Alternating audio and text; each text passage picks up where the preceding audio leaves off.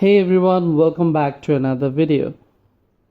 In today's video, I'm going to show you how to easily access Street View in Google Maps on your Android device.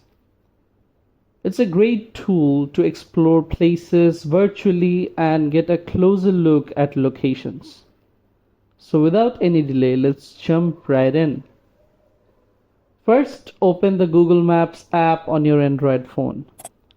Next, in the search bar, type in the address, place, or landmark you want to explore.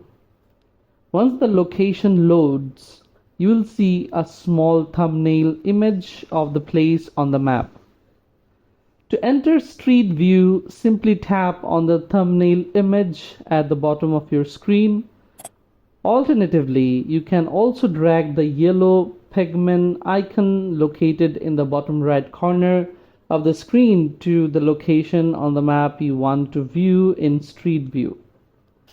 When you drop pegment onto the street, the map will zoom in and you will be taken to the Street View mode, where you can look around and explore the area.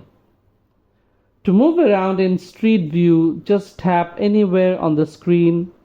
You'll be able to drag the view left, right, up, or down, just like walking around a street. You can also tap the arrows on the ground to move along the street.